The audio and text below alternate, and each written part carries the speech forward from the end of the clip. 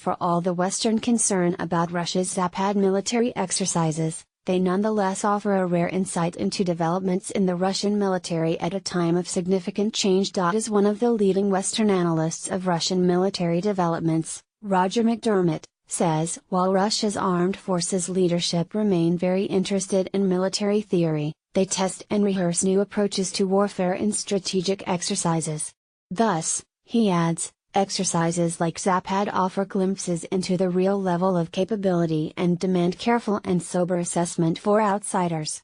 Russia claims this exercise falls below a treaty threshold of 13,000 soldiers that would require invitations to be issued to observer teams from other European nations. Western analysts place the numbers involved much higher. But even without full-scale observer teams, Zapad is being monitored closely by NATO countries using satellites and aircraft with radars that can reach into Western Russia to get a clear sense of how Russian and Belarusian forces perform. The Russian military is transitioning from the old Cold War-style Red Army into a more modern and flexible force, capable of conducting combined operations across land, sea and air, tailored to a variety of potential scenarios, just like the more sophisticated of NATO armies. Lessons learned?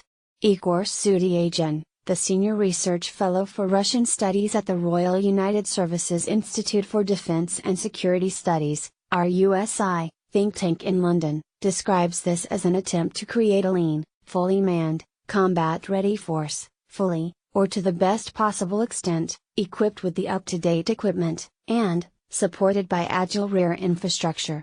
Despite Russia's victory in the brief Georgia War of 2008, the conflict showed up many shortcomings.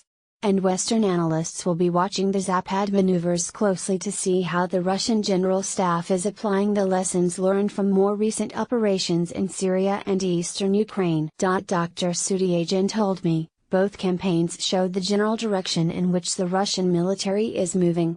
But how far has Russia's military transition really gone?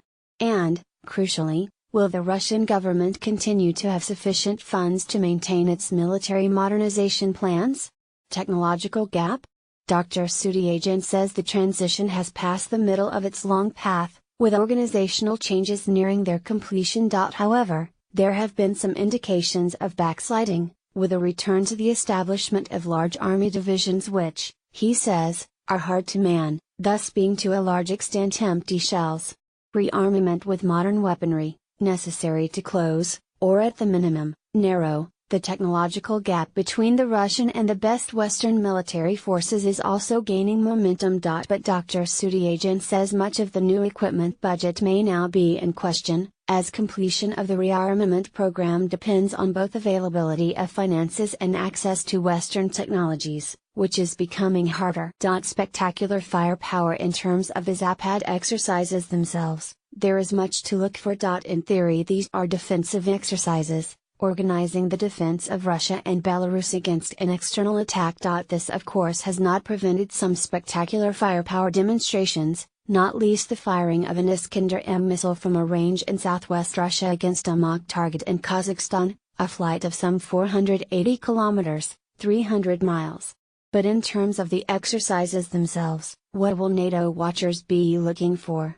Mr. McDermott says it will be worth examining the use of strike systems in the exercise because since the last Zapad in 2013, Moscow has magnified the role of conventional precision strike in its set of coercive tools. In a groundbreaking study of Russia's use of what it calls high-precision weapons, precision-guided munitions or PGMs in the West, recently published by the Norwegian Defense Research Establishment, Mr. McDermott and his co-author, Tor Buchwald, set out the history and development of Russia's interest in this category of weapon. Long-range cruise missiles, both air and sea launched, were first used by the Russians in combat in the conflict in Syria. It is interesting that while much of the Western media discussion of PGMs rests upon their use as air-launched weapons in bombing campaigns, intended to increase accuracy and reduce the level of civilian casualties, in Russia the weapons are viewed in a rather different light. Mr. McDermott's study concludes that for the foreseeable future, precision-guided munitions will mainly provide Russia with what in the Russian literature is called a pre-nuclear deterrence capability. Electronic warfare. Note the Iskander-M launch in this exercise. This is basically just another layer of deterrence in addition to the nuclear weapons, but is still seen as being of vital importance by the Russian military. Another area Mr. McDermott highlights is Russia.